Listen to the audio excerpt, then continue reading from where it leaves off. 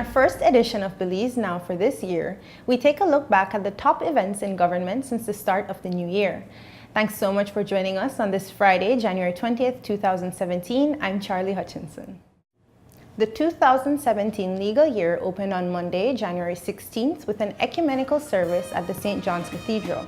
That was followed by a procession along Regent Street to the Supreme Court for the inspection of the Guard of Honor and addresses from the Chief Magistrate, the new President of the Bar Association of Belize, and the newly appointed Attorney General. Here are a few highlights from the ceremony. An aggregate of 781 claims were filed in the Civil Division during 2016. To this must be added the 366 divorce petitions filed. Of these, 706 claims were taken to disposition and 342 divorce decrees were granted. In this regard, the Civil Division has enjoyed a satisfactory case filing to case disposition ratio. Criminal Division. In January 2016, the criminal procedure rules were brought into force, ushering in the concept of case management. The efficacy of these rules is dependent upon a paradigm shift in the culture of how criminal matters are processed in the criminal justice system. Much time has been devoted to the training of the main participants in criminal matters and the sensitization of other stakeholders and allied enforcement agencies, such as, for instance, Customs, Belize Defense Force, Coast Guard, Social Security, Fisheries Department, and GST. As of December 31st, 2016, the population of persons awaiting trial in the central prison stands at 475. Of that number, 146 have been in custody for in excess of 2 years. 249 inmates, or 52%, are charged for murder. It remains a serious cause for concern that the remand population is disproportionately high.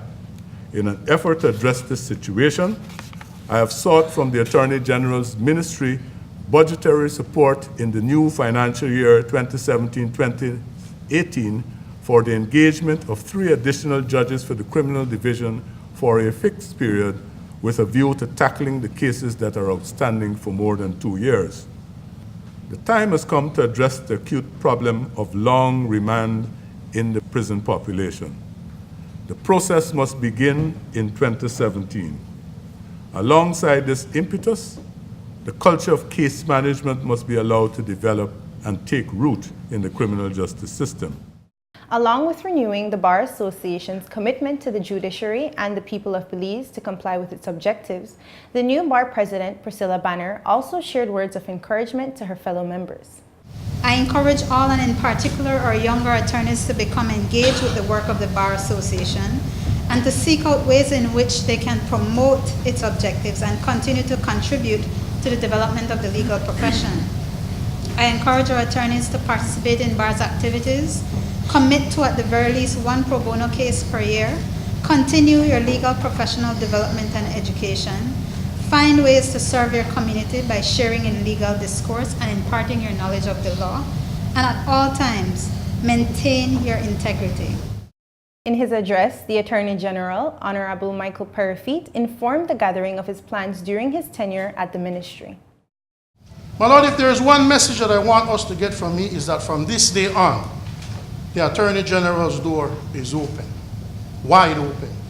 Open for good ideas and for people who will take action and not just talk. For too long, some of us have criticized the status quo, but refused to be a part of the change. So I don't want any more senior counsel to tell me we need more and better judges without telling me that they are offering themselves to sit on the bench and serve this nation. I am here, I am ready to work, and I invite all members of the bench and bar, especially senior members, to engage me with suggestions and ideas that will improve our system. On Monday, January 9th, 2017, the U.S. Supreme Court ruled that it would not hear the government of Belize's petition to review judgments handed down in 3 cases. Those 3 cases resulted in arbitration awards handed down by the London Court of International Arbitrations, totaling just over $50 million. When the House of Representatives convened on Friday, January 13th, the Prime Minister explained the history of the cases and broke down the arbitration award. Those lower court decisions, which the Supreme Court has now refused to review, constitute one, an LCIA, London Court of International Arbitration Award, to a company called BSDL. The second decision is with respect to BCB Holdings Limited, like Lashcroft's sort of umbrella group here in Belize.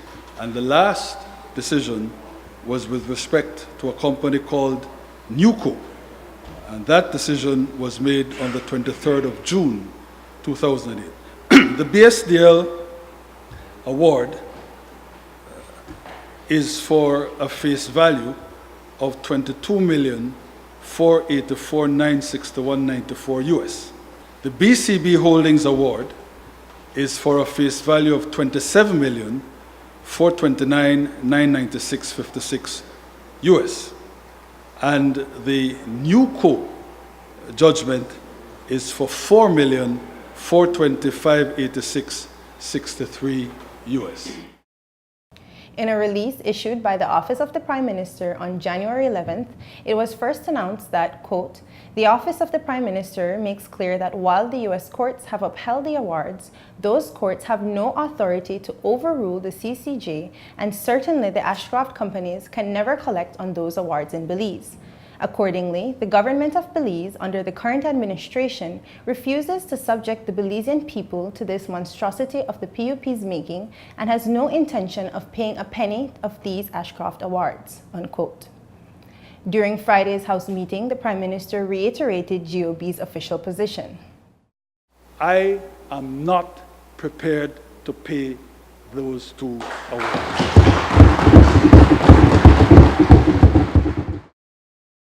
Prime Minister Barrow also welcomed the new Speaker of the House of Representatives, Mrs. Laura Tucker Longsworth.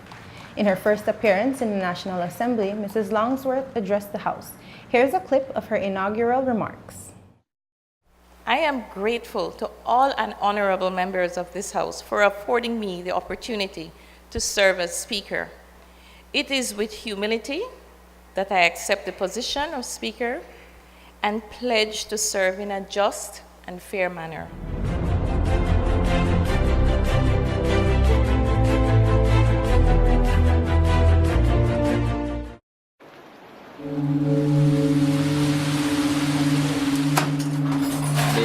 I don't reach home.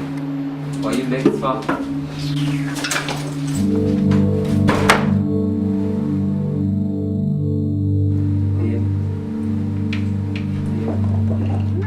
Men often fall victims of domestic violence by their partners, but shame and social stigma make them reluctant to ever speak out.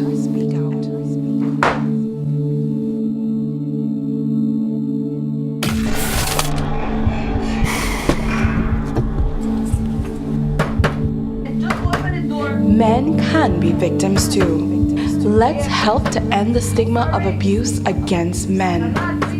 Abuse is abuse.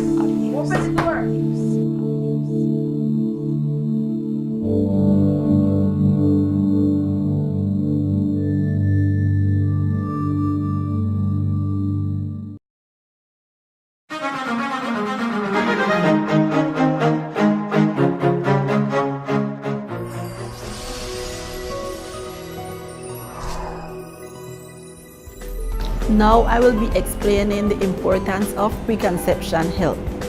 Did you know that preconception health is very important? Yes, it is. Preconception health refers to the health of the woman and men during their reproductive years. That is the years that they are able to have children. It focuses on taking steps now to protect the health of the baby that they may have sometime in the future.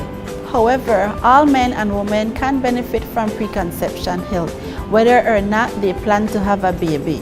This is because a part of preconception health is about people getting and staying healthy throughout their lives. Preconception health care is different for every person depending on their unique needs. Talk to your doctor or ask for help. No one expects an unplanned pregnancy, but it happens frequently. In fact, half of all pregnancies are not planned. Next week, you will hear more about how to plan for a healthy baby, so stay in tune. This message was brought to you by NCFC and Special Envoy for Women and Children.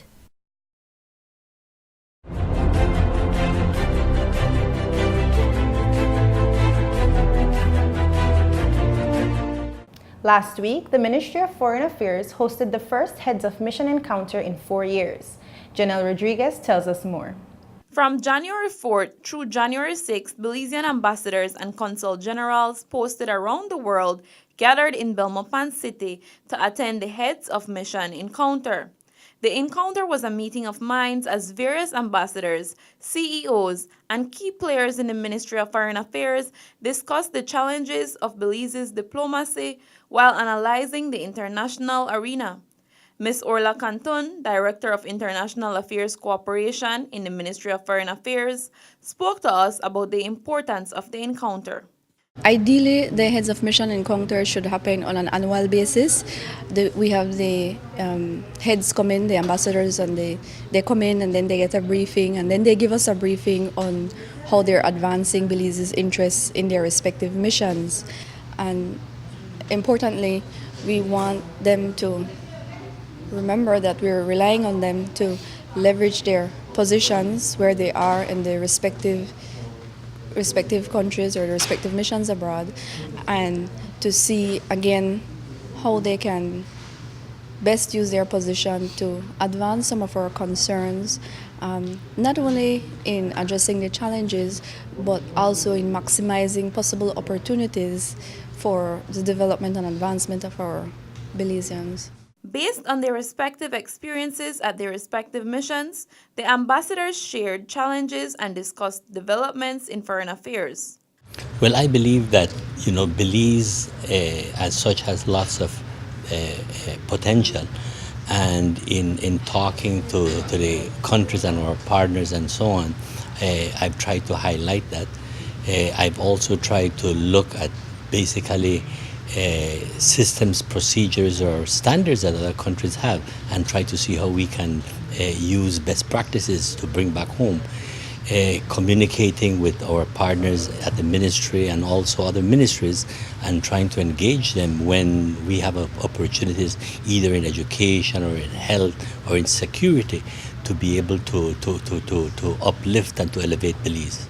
One of the things that I believe is seriously lacking is the organization of Belizeans living abroad. There is so much resource available to us that we're not tapping into. We have Belizeans who are extremely wealthy, who want to work with Belize but don't know how to do it. We have Belizeans who are experienced, who are trained in areas that we can use, who would be prepared to work with Belize but do not know how to work with Belize.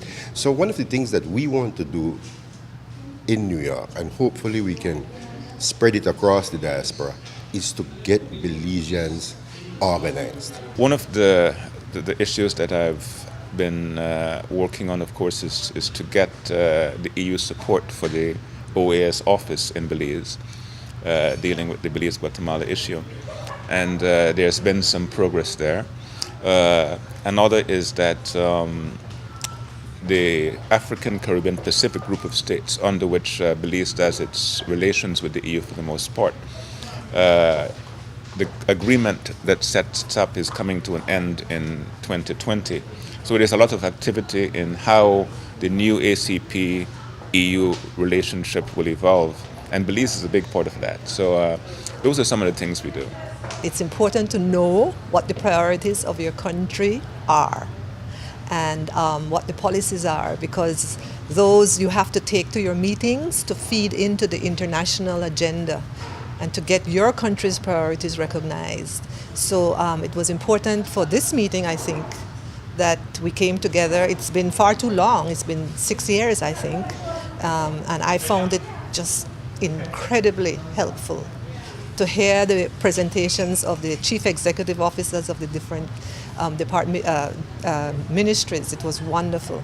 And as mentioned by Ambassador Dylan Vernon, the encounter allows ambassadors to link needs with opportunities, which we look forward to sharing with our viewers in the future. For Belize Now, I am Janelle Rodriguez. On Tuesday, January 17th, Belize's permanent representative to the Organization of American States, OAS, His Excellency Ambassador Patrick Andrews, chaired his first permanent council session since assuming the chairmanship of the council on Thursday, January 12th. Upon receiving the gavel that represents the council's authority from his predecessor, the permanent representative of Barbados, His Excellency Selwyn Charles Hart, Ambassador Andrews expressed his commitment to working towards the advancement of sustainable development for economic growth, pressing for tangible results in the areas of environment, social inclusion, and economic development. Ambassador Andrews further expressed his personal commitment to raising the level of political dialogue at the Permanent Council, in keeping with Belize's role as the link between the two sub-regions of Central America and the Caribbean, as well as its conciliatory spirit of good faith. Keeping with the Prime Minister's commitment to good governance, the Office of the Integrity Commission announced its reactivation. On Thursday, January 12th, in accordance with Section 5 of the first schedule of the Prevention of Corruption Act No. 21 of 2007, 5 women and 2 men were appointed to serve as members of the new Integrity Commission of Belize. They are the Chairman of the Commission, Marilyn Williams, and members, Army Gabriel, Wilmot Simmons, Lisbeth Delgado, Nestor Vasquez, Melissa Balderramos Mahler, and Claudette Greenwich. The new members will serve for a period of 2 years.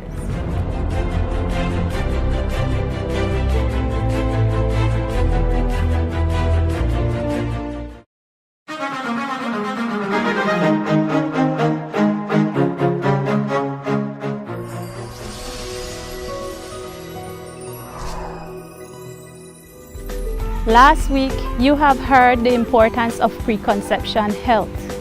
This week, I will be talking to you about healthy babies. Preconception health is a precious gift to babies. For babies, preconception health means parents took the necessary step to be healthy. Such babies are less likely to be born preterm or have a low birth weight. They are more likely to be born without birth defects or other disabling conditions. Preconception health gives babies the best gift of all, the best chance of a healthy start in life. Be mindful that the health of a family relies on the health of the people in the family. Taking care of your health now will help to ensure a better quality of life for you and your family tomorrow. This message was brought to you by NCFC and Special Envoy for Women and Children.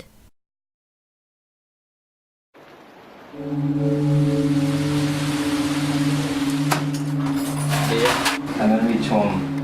What are you begging for?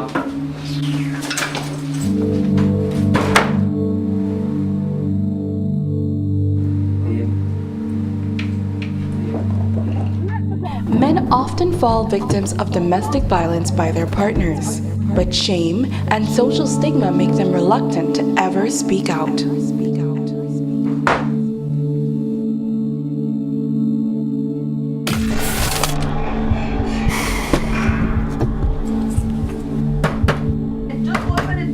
Men can be victims too. Let's help to end the stigma of abuse against men. Abuse is abuse.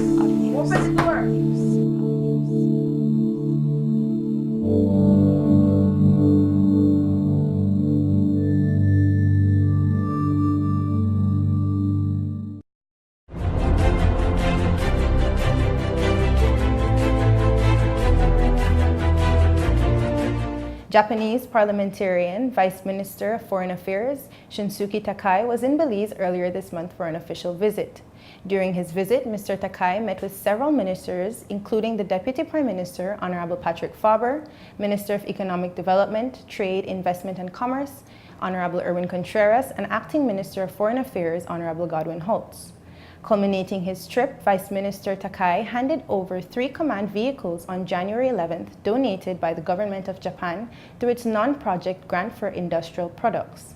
The vehicles will be utilized by the police department, the Belize National Fire Service, and NEMO as on-site command centers during emergency situations.